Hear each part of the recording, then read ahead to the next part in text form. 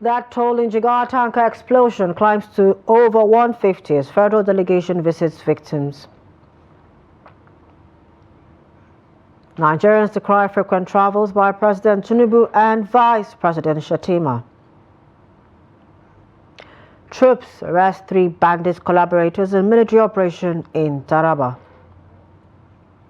And the foreign insane suicide bomber claims 7 lives at cafe in Somalia. Hello and welcome to Trust TV's news update. I am Chiamaka Nwafo. Thanks for joining us. A delegation from the federal government, led by the Secretary of the Government of the Federation, George Akume, on Thursday, visited Jigawa State to offer condolences to the government and people of the state following the recent petrol tanker explosion in Majia Town or Taura local government area. The tragic incident has resulted in the loss of over 150 lives. The SGF was accompanied by several high-ranking officials, including the Minister of Defense, Muhammad Baduru Abubakar, Chairman of the Nigerian Governors Forum, Abdulrazak Abdurrahman, and the Director General of NEMA, among other dignitaries. Here's the report. During the visit, the delegation inspected the scene of the explosion and visited a hospital where some victims were receiving treatment. They described the incident as devastating, expressing the solidarity of President Bola Tinubu with the people of Jigawa as the death toll climbed to 166. The president is saddened by these unfortunate developments, and he has already directed some agencies to move into action, like NEMA DG is also all here. They have already started work, and another agency is going to follow suit.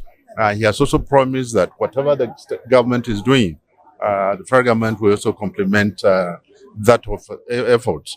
Chairman of the Nigerian Governors Forum, Abdulaziz Abdul Fattah, emphasized the commitment of the nation's governors to collaborate with the federal government in reviewing road safety protocols to protect lives and property on Nigeria's highways. It's about more information dissemination in our communities about the danger of tanker explosion, oil spillage, containment. So it's about passing more information about the dangers and hazards of this thing, which will deepen and continue to do. But all I can say is that the president has shown a lot of love for us. He has shown a lot of concern for our people. And I think it is important we appreciate Mr. President for what he has done to us. And we thank him very much. And we pray that Allah will continue to guide him in the leadership of this country. The delegation, which included the Secretary to the Government of the Federation, George Akume, paid a visit to the Emir's Palace in Ringim to extend their condolences to the entire emirate over the tragedy. The absence of both President Bola Tinubu and Vice President Kashim Shettima has sparked widespread concern over the leadership vacuum in Nigeria, a nation where the executive holds the reins of power. With Tinubu at the helm and Shettima expected to step in during his absence, many Nigerians are questioning the stability and continuity of governance in their absence. Trust TV's Dorcas Yakubu spoke to citizens who expressed their fears about the nation's leadership drift. President Bola Ahmed Tinubu and Vice President Kashim Shettima have both left Nigeria, sparking heated debate among Nigerians. Tinubu jetted off to the UK on October 2, 2024 for a 2-week working leave, while Shettima headed to Sweden for a 2-day visit on bilateral engagements.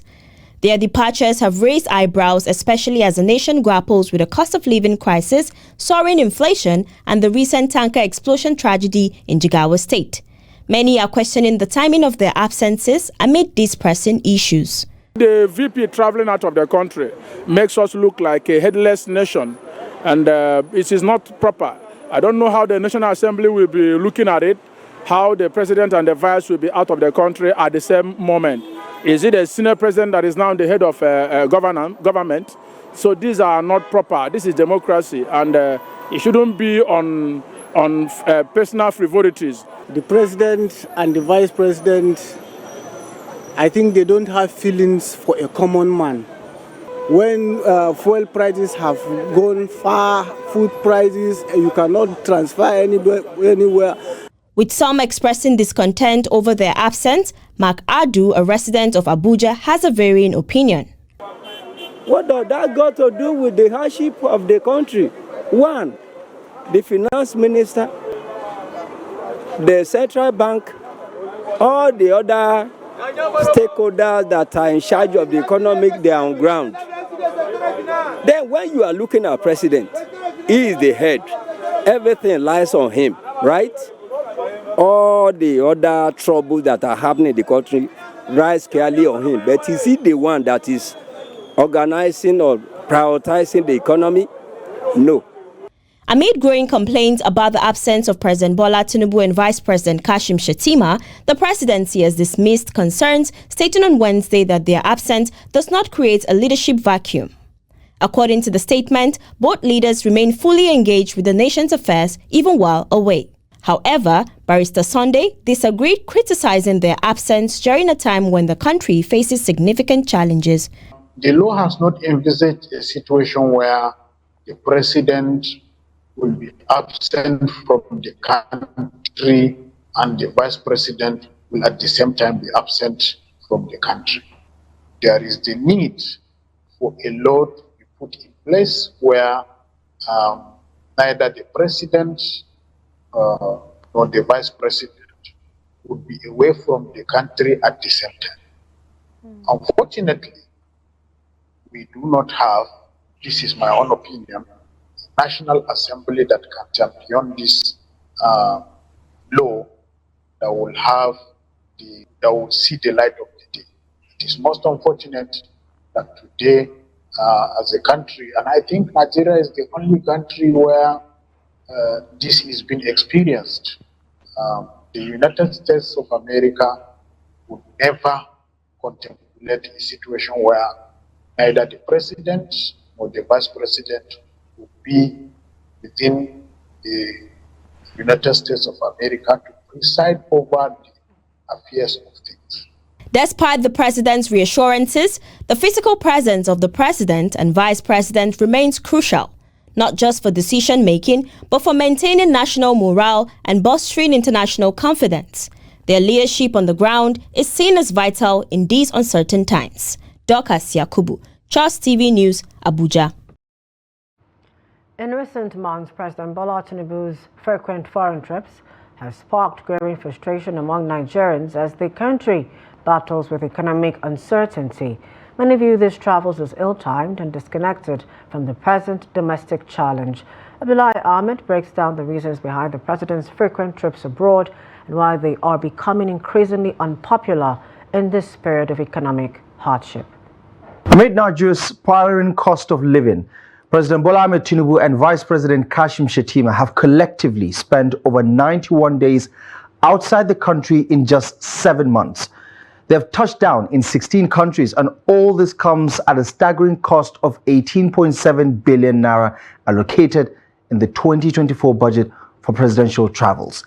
From France to Ethiopia, Qatar to China, the itinerary is long.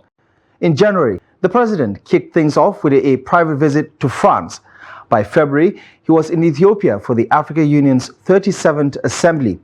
By April, it was a whirlwind. Visits to Senegal for an inauguration, Netherlands for high-level talks, then the World Economic Forum in Saudi Arabia, all within a month. In May, it was charged for another inauguration. June saw the president in South Africa for President Ramaphosa's swearing in, and by July, the president had attended the African Union's coordination meeting in Ghana. Now, then came Equatorial Guinea, another work trip to France, and a UAE stopover back in August this year. In September, there was another official visit to China, followed by a United Kingdom meeting with King Charles. And just this month, he's back in France, fresh off another annual leave in the United Kingdom. While diplomacy and securing international deals are essential, critics are asking, at what cost? With 12 billion naira earmarked specifically for these international trips and 6.7 billion naira set aside for local travels, groups like the Civil Society Legislative Advocacy Center are demanding transparency, especially for private visits, when Nigerians are struggling with skyrocketing inflation. The presidency argues that these trips will soon bear fruit with investments on the way. But many Nigerians want tangible results, not just promises. Students at the College of Health Sciences and Technology in Jega, Kebbi State, have set the residence of the Provost, Haruna Seidu, on fire over an allegation of extortion. His house was set on fire and his vehicle vandalized during the violent protest. The protest erupted over allegations that the college management extorted 23 million naira from the students regarding index registration for 250 graduating students. Reports said the controversy originated from a newly introduced public health program, which was initially affiliated with the Reproductive Health and the Public Health Association of Nigeria. The college was said to have merged the program with the Department of Environmental Health to secure certification, leading to a demand for an additional 65,000 naira from each student for index registration, in addition to the 30,000 naira already paid. Accusing the management of extortion, the students responded violently by stealing vehicles and setting the Provost residence on fire. Troops of 6th Brigade Nigerian Army have successfully apprehended 3 individuals, including husband and wife, suspected to be collaborating with terrorist elements in Taraba State. The spokesperson of 6th Brigade Nigerian Army, Captain Olubutunde, said in Jalingo that the suspects were arrested at Lande Jesse village in Lao local government area of the state. He stated that the operation was carried out by the troops following an intelligence report that led to the arrest of the 3 suspects. According to the Army spokesperson, the 3 suspected collaborators arrested are Ahidjo Sulaiman, Abdurrahman Isa, and Aisha Muhammad. Captain Oni revealed that during the investigation, Aisha Muhammad, who is married to Ahidjo Sulaiman, confessed to Ahidjo's residence being used by bandits to hide weapons after operations. The High Court of the Federal Capital Territory in Maitama has acceded to the request of the Economic and Financial Crimes Commission, EFCC, to present 2 witnesses virtually in the trial of former Central Bank of Nigeria CBN Governor Godwin Emefiele. In a ruling on Thursday, Justice Marianne Anini granted EFCC's application in which it sought the court's permission to be allowed to field the witnesses who are currently abroad through video link. The FCC is prosecuting Emefiele on a 6-count charge of unlawfully printing of new naira notes, among others. The River State Governor, Siminalayi Fubara, has cautioned judges and lawyers against being compromised and delivering conflicting court rulings. His statement followed some conflicting judgments that almost hindered the conduct of the local government election held in the state. The governor spoke at the opening of the 2024-2025 legal year and rededication service at the Cathedral Church of St. Paul's Anglican Communion, Diobu, at Garrison Junction in Port Harcourt on Thursday. The governor said, "Unarguably, judiciary is a sacred temple of justice and should always hold up such assurances for everybody that approaches it and not the other way around." He said because court judgments have far-reaching implications, care needed to be taken is making judicial pronouncements. The governor said when institutions became deliberately weakened, society would suffer eventually. On October 2nd, 2024, Justice Evelyn Maha of the Federal High Court in Abuja issued an order restraining the Directorate of Road Traffic Services, VIO, from stopping, impounding or confiscating vehicles on the road. The ruling also prohibits the agency from imposing fines on motorists. Trustee Vice Dorcas Yakubu spoke to motorists in Abuja who welcomed the decision with relief. The judgment by Justice Evelyn Maha followed a fundamental rights enforcement suit filed by human rights activist and attorney Abubakar Marshall. Justice Maha ruled in favor of the applicant, affirming that the VIO has no legal authority to stop, impound, confiscate vehicles or impose fines on motorists. Motorists in Abuja, speaking with Trust TV, applauded the ruling, noting that vehicle inspection officers have been adhering to the court's decision. Yes, so far so good. They're complying, and I'm very happy with the verdict. I think they should go and rest. Yes, they've been working very hard over the years. They should just go and rest. They are complying. But actually for now, I even love the new job they gave themselves now. Like when you get to Karo CBN Junction, you will see their halos being parked at the side of the road. Like during the rush hour, they help in terms of controlling traffic. So that's what I can tell about the Karo VIO. So they don't harass anybody anymore. What they do is they are on the junction to control the traffic when it's rush hour. Yes, I like the ruling. And the reason why I like the ruling is that the way they are terrorizing the motorists is something else. Actually, they are complying in the FCT, but you see them standing on the roadside, but they don't talk to anyone. But they can only, sometimes you see them controlling, telling you, follow this side or do this. But they don't ask for particulars or anything. A motorist has called for a similar judgment to be extended to the Federal Road Safety Commission after his car was partly damaged by one of its officers. He urged the courts to hold the agency accountable for such actions. And road safety, as I showed you, road safety now breaks my side mirror. That be this one. I don't tell the guy, I don't mark him. I tell him, say, you they work for federal government, I be working with sense. As you break my side mirror, I not talk. The court ruling is a significant development in the discourse on law enforcement and the protection of citizens' rights in Nigeria. While it addresses potential abuses of power and ensures that agencies do not exceed their mandates, it also raises questions about how to maintain effective traffic law enforcement.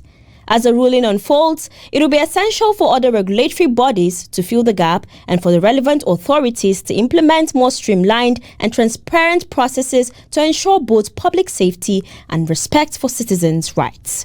Dorcas Yakubu, Trust TV News, Abuja.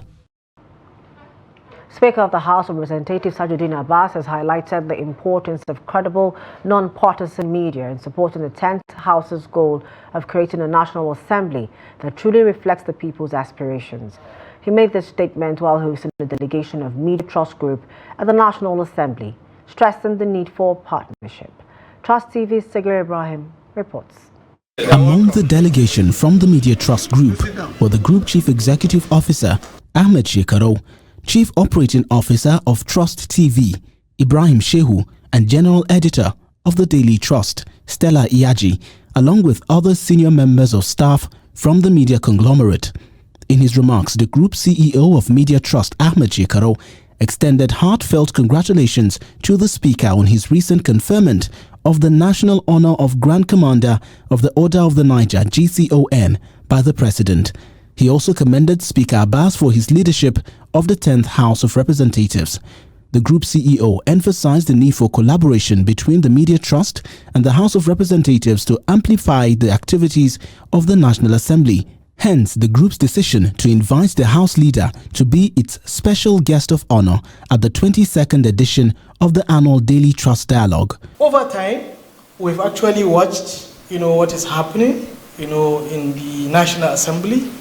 And we thought that there are so many things that are happening that, given the bouquet of platforms that we now have, we could approach, the House of Representatives through your good offices to start a partnership that will help amplify a lot of the things that you are doing. With a cumulative audience of 35 million across its platforms, Chief Operating Officer of Trust TV, Ibrahim Shehu, expressed confidence in the capacity of the rapidly growing broadcast outfit to propagate the activities of the National Assembly to a diverse and far-reaching audience.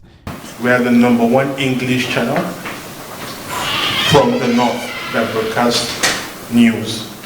We have all other platforms, but so far, we are grossing about 35 million audiences from across our platform, both digital, both free to air, and also on StarTimes. But we are also on other OTT platforms like Moplex. We are also watched beyond sub-Saharan Africa. In response to the Media Trust delegation's request, the Speaker of the House of Representatives, Tajuddin Abbas, GCON, praised the Media Trust for its unblemished credibility since its inception.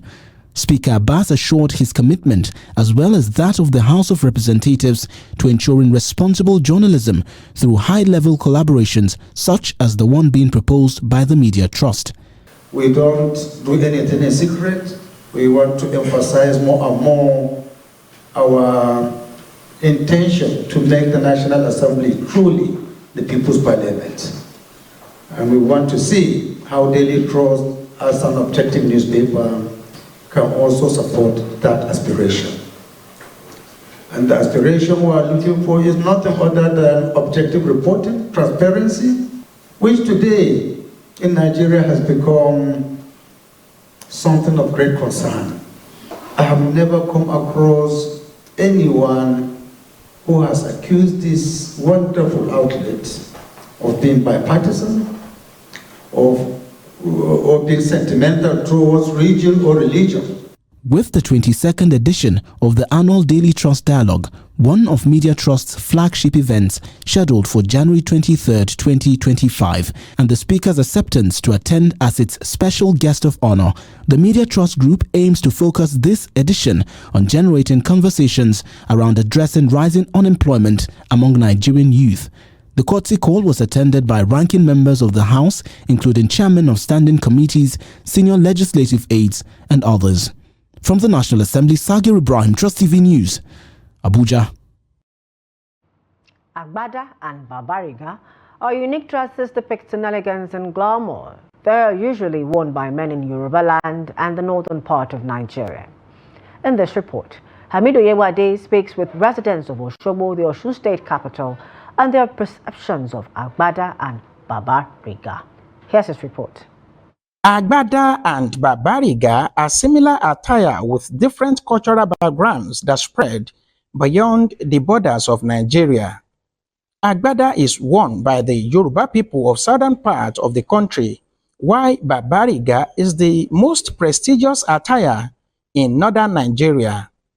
The difference in Agbada and Babariga is in the looks, that is, the design, style, shape, fabrics and materials used.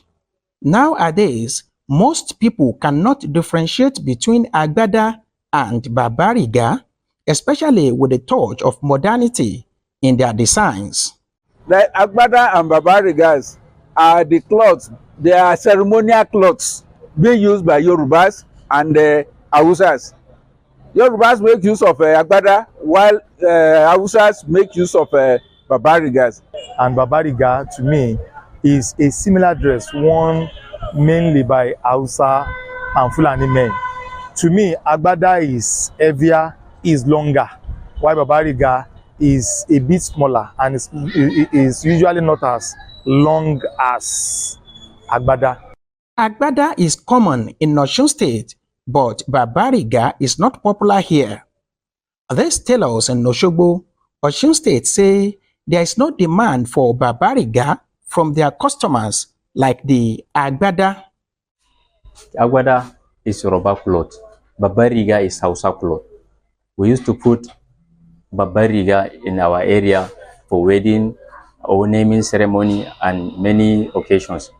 And then Yoruba people, they used to put Agbada in their occasions. This one is Agbada. This one is trouser of Agbada. This one is inner top of Agbada. Its workmanship of Agbada is 30,000 naira. Completes both Agbada, inner and trouser. The cost of money for material, the 7 trouser legs, and they use them for complete. The cost of the material is 49,000 naira. Then the Zweni is 30,000 naira. Altogether, maybe 75,000 naira. Agbada and Babariga are still in vogue, especially for occasions, but they are not commonly used as official wears due to their unique designs. Amid Oyegbade, Trust TV News, Osogbo. In business, the World Bank has released the Nigeria Development Update report stating that over 129 million Nigerians are currently living in poverty. It released the report on Thursday in Abuja as headline inflation rises, forcing millions of Nigerians into hunger. According to the global financial body, the over 129 million Nigerians represented a sharp rise from 40.1% in 2018 to 56% in 2024.